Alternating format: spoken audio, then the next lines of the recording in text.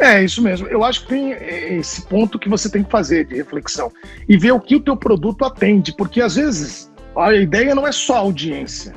Isso é importante a gente citar. Eu não tenho um canal de sucesso. Ah, por que você acha que você não tem? Ah, porque eu tenho 10 mil inscritos. Não, você precisa entender a tua relevância, para onde você está indo, de que maneira você está acompanhando a evolução do projeto todo, da plataforma. A televisão é a mesma coisa. Ah, esse programa é ruim, não dá audiência. Não é isso. É o como ele atende. Fala turma, estamos aqui no Fora de Série e dessa vez com um homem lindo, maravilhoso, um jornalista, comentarista, um homem completo, Eduardo Menezes. O Edu veio aqui para trocar uma ideia com a gente sobre os impactos da internet, das redes sociais, na dinâmica de televisão. Como que todas essas mudanças estão impactando no trabalho dele como jornalista. Então um papo super legal, direto e reto, muito esclarecedor, que eu tenho certeza que vai ajudar muita gente. Depois vem aqui nas redes sociais ou aqui nos comentários do YouTube mesmo e conta o que vocês estão achando, conta o que vocês acharam dessa entrevista e quem que vocês gostariam de ver trocando uma ideia com a gente aqui no Fora de Série, tá bom? Espero que vocês gostem, vai lá! Fala, Eduardo! Opa, que honra, hein, estar aqui contigo para a gente falar um pouquinho a respeito desse novo momento, ainda mais contigo, que é um cara que eu gosto muito. Aliás, o canal que vocês têm, o Fora de Série, indico para quem está querendo um conteúdo, porque a gente busca muito, né, um norte para trabalhar, né, e para observar e aprender bastante. E eu indico de vocês que é muito legal de empreendedorismo, que em todas as áreas acaba ensinando bastante. André, olha, você é meu amigo, já te contei essa história, mas é legal contar para o pessoal que está em casa e está acompanhando. Eu te contei mais ou menos, mas eu vou aprofundar essa história, porque quando eu começo como jornalista, eu tive a felicidade de começar. Lógico, aprender muito em rádios. Peraí, tem um parênteses. Você conta a história, você contou a história, mas sempre que você conta a história, ela ganha. Tem um final. Exatamente. Você gosta disso, né? É igual uma tua, que tem uma história tua que você conta e cada vez está aumentando mais a história.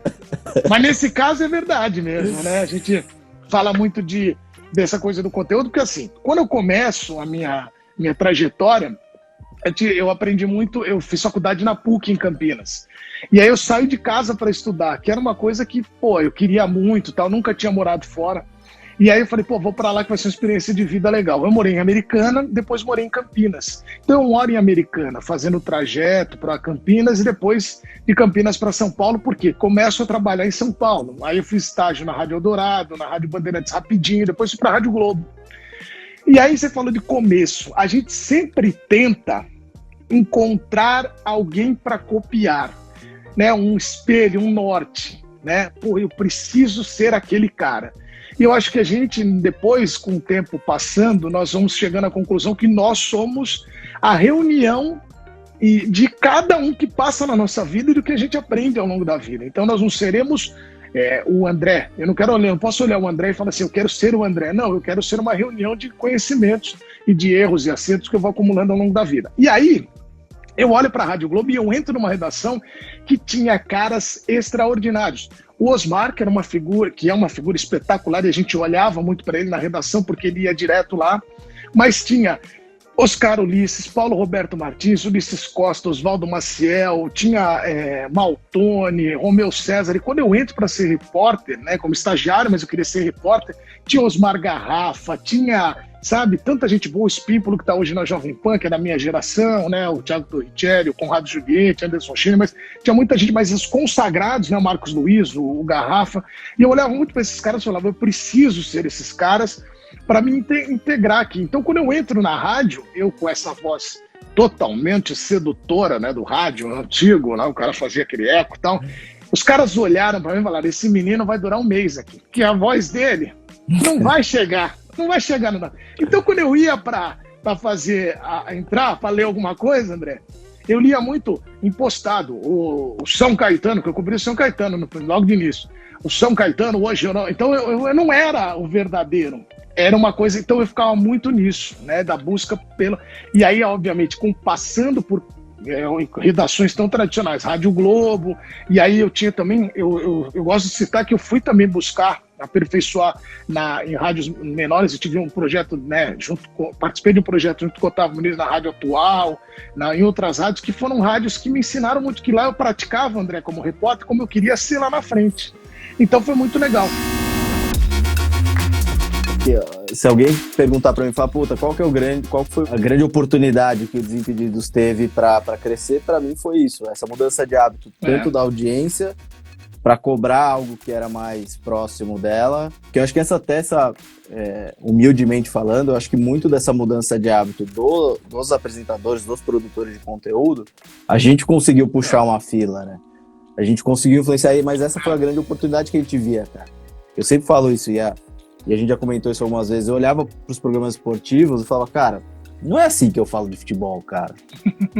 Né? Não é com essa pompa toda, não falo coloco meu terno e gravata, né? Eu falo, então, você sabe que hoje o São Paulo, ele se deu mal. Porra, não é, né, bicho? Eu acho até que tem um outro lance, por exemplo, né, não é tanto você falou do figurino, mas muito mais do que figurino é essa linguagem, né, que ela vai mudando. E eu acho isso muito legal, a gente pode olhar na televisão e ver uma bancada super moderna e super bonita. É o caso vou citar aqui o Sport Center, porque eu vou advogar em causa própria. O Sport Center tem um dos estúdios mais bonitos, né, infelizmente nós não estamos trabalhando lá, em virtude da pandemia, mas os apresentadores, todo mundo na estica, eu acho isso muito bacana, mas a linguagem ela vai se adaptando de acordo com o horário. Isso eu acho muito legal, acho que é importante, é saudável. Mas eu acho, André, que tem uma outra coisa, às vezes nós queremos e projetamos um personagem que nós não somos, né? Muito mais porque a gente quer a aceitação, né? E no jornalismo, eu acho que quem começa muito, eu sempre digo para as pessoas, se identifique, olhe sua natureza, o que você mais gosta de fazer, como você rende mais e aposte nisso, né? E seja muito leal à sua identidade.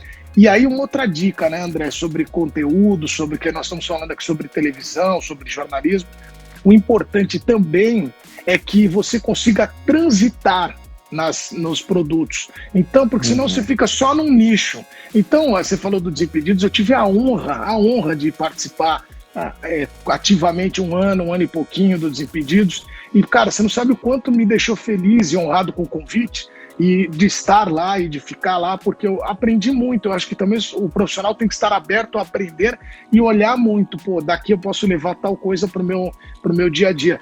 E aí o que eu falei de transitar é isso, você tem que saber, porque senão as pessoas vão achar que você só é aquilo, e você não é, você tem que saber, mas não perder sua identidade, você tem que se moldar, se adaptar de acordo com o que pede o produto. Ó, vamos lá, é um desafio muito grande, né? Na verdade, quando eu entro na ESPN em 2011, o digital, né? A ESPN está investindo muito na sua parte digital, inclusive com todo o pessoal que está lá no comando, o Tito, Chiorino, a Camila, todo mundo que está lá. E agora há uma integração muito forte com a televisão. E aí eu vou citar alguns exemplos para vocês. O Além da Bola, que é um programa que começa no digital, ele é um programa que eu faço uma vez por semana entrevistando jogadores e com um jeito diferente, porque a gente não pega só o lado é um entretenimento puro ali, porque ele vai contando histórias do futebol, mas também histórias da vida dele.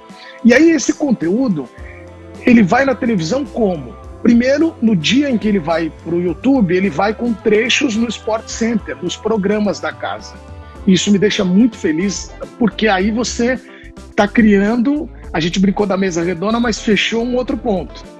Para que ele feche aqui totalmente, você cria outro laço. Então você vai para as redes sociais da emissora, a ESPN junto com a Fox agora, muito forte também nas suas redes sociais, no Instagram, no Facebook, você fecha o outro elo. E aí, para fechar totalmente, o programa hoje ele entra como filler. Filler é um arquivo que vai entrando sem hora determinada. Então, o programa, eu brinco que os caras me falam, que horas passa o programa na TV? Eu falo, o dia todo. Que é uma coisa legal. Porque, nós estamos chegando. Mas o dia todo, o que é? Eu não posso dizer se vai uma da tarde, 11 da manhã, porque ele vai entrando de acordo com a programação. E isso é muito legal, porque vai pegando públicos diferentes, André. E isso que a gente fala sobre o digital e a TV, é importante ressaltar que a TV não vai acabar porque o digital veio e engoliu. A televisão continua mudando, assim como o digital está mudando. Então é muito interessante que a gente faça essa reflexão, porque as pessoas acham... Quando eu começo no rádio lá em 2000, as pessoas falavam o seguinte, aproveita que vai acabar o rádio. O rádio não acabou, o rádio mudou, o rádio hoje... Se você, o podcast hoje está em alta, é uma febre. O podcast nada mais é do que um programa de rádio e que está na palma da sua mão. E as rádios começaram a entender isso também. Então, eu acho que tudo é comunicação. É importante que as pessoas tenham esse lado. Então, quando eu entrei lá em 2011, eu olhava muito para isso. Hoje, em 2021, você vê um avanço das coisas e que não há concorrência, há uma junção. E eu acho isso muito legal, porque eu tenho essa possibilidade, que eu agradeço muito, das pessoas entenderem que os conteúdos... Tanto é que, André, quando eu saio agora de setorista do Palmeiras, 10 anos depois, e migro para ser um gerador de conteúdo, nada mais é do que vai ser isso que vai acontecer, porque gerar conteúdo é fazer o programa, é participar dos programas, é gerar conteúdos como matérias diferentes. Semana passada, aí você falou de rede social, de internet. O Kelvin, jogador, que é figuraça, foi chutar a bola. Gênio. A bola... Aliás, nasceu e era um beijão pra ele, que nasceu a filhinha dele. E a bola foi parar na casa do vizinho, não estourou da revelação. Eu fui atrás do Kelvin e ele conta a história, porque você só vê o meme em 30 segundos. Eu queria aquela história. E ele conta que a mulher colocou 3 camadas, não era pra pôr. A bola foi lá e quem pegou foi o sogro. Aí a bola voltou, começaram a rir, aí eu fiz o VAR, que vai direto na mulher dele, a mulher dele ajoelha. Só que essa matéria, veja, eu peguei numa coisa da internet, foi pra TV e depois ela volta pra internet com o nosso site, com a galera colocando. Então, esse circuito que tem que ser fechado. Antes de ontem, ontem eu fiz uma matéria foi ao ar uma matéria do Padre Toninho, maravilhoso, que ele é santista, e foi o jogo santo, né? O Santos e o São Lourenço, que é o time do Papa. E o Padre Toninho não era meme, mas ele deu uma entrevista tão boa que a gente descobriu que ele era... Então você começa a ver as coisas, e aí ele falou que colocava um menino no fundo da igreja para falar os gols do Santos. Então se ele fizesse assim era gol, se ele fizesse assim era gol contra. Então tem várias histórias que acabam... Você começa a pegar e levar do digital para a TV e da TV para o digital. Então, para mim, tudo é a mesma coisa. Assim. Eu acho que também quando me fala o seguinte, pô, Edu, tá, o que você... Eu sou um contador de histórias também, né? Porque eu acho que a gente conta história. E a história não é só do lado do entretenimento. A história é o jornalista contar a história. O jornalista ir para o lugar e ele tá lá, o repórter. E eu fiz muito isso e vou fazer muito assim, isso na minha vida, que é de chegar num lugar e contar uma história, essa narrativa, esse enredo, até de uma coisa informativa, André. Porque é o seguinte, quando você para e vai falar, por exemplo, que o Palmeiras não terá o Patrick de Paula que vai jogar o Danilo. Primeiro você está falando, no treino está rolando atrás de você, então já tem um start aí, tem um movimento atrás de você.